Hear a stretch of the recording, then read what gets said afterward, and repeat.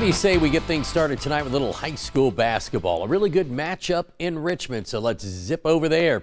Madison Central, it's the Indians taking on Scott County, and this was a good one. The kids taking flight tonight in the second quarter. Jalen Davis, the two-hand slam on the back cut. Really nice there. Later in the quarter, Indians in transition. Jaden West throws this one down the top off the break. Later in the quarter, Cards trying to bite into the deficit. DeQuise Brown, watch this, off the rebound, and Noah Gallagher for the bucket. The Indians win big in this one.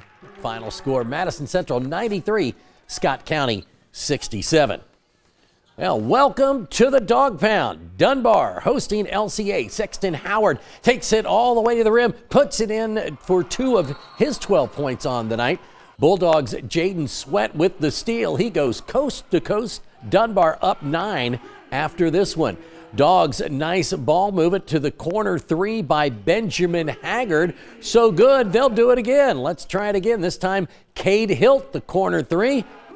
2 of his 12. Dogs up by 7, I should say 3. Nick Spalding led all scores with 17. Here, 2 on the mid-range jumper. L.C.A. misses from long range, but Tyler Hall is there with the putback.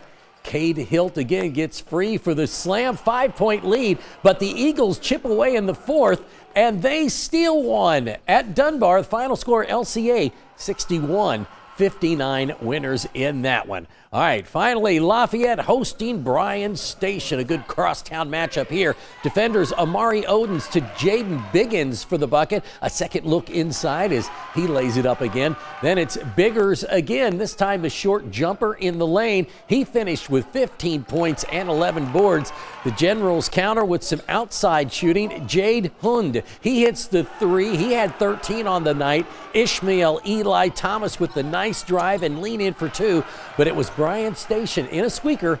Final score 67-61.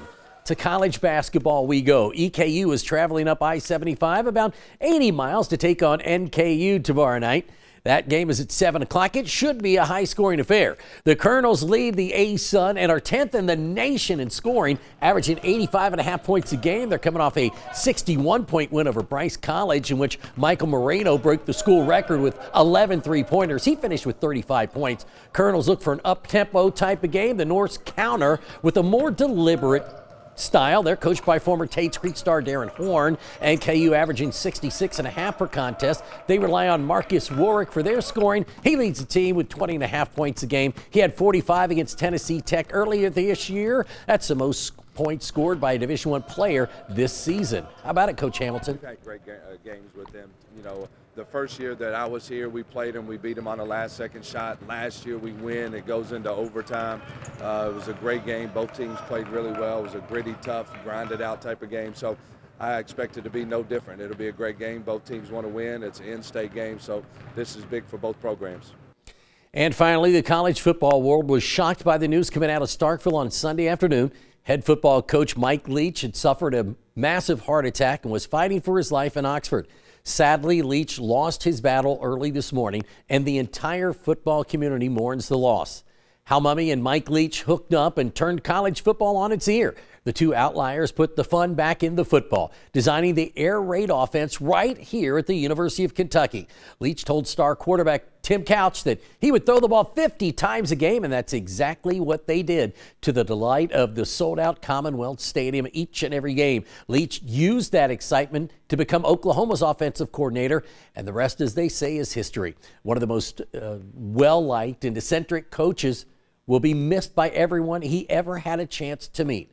From Coach Stoops today, my thoughts and prayers are with Coach Leach's family and everyone at Hale State football. I loved talking football and everything in between with Mike. He was a great one and will be sorely missed. Coach Leach was just 61 years old.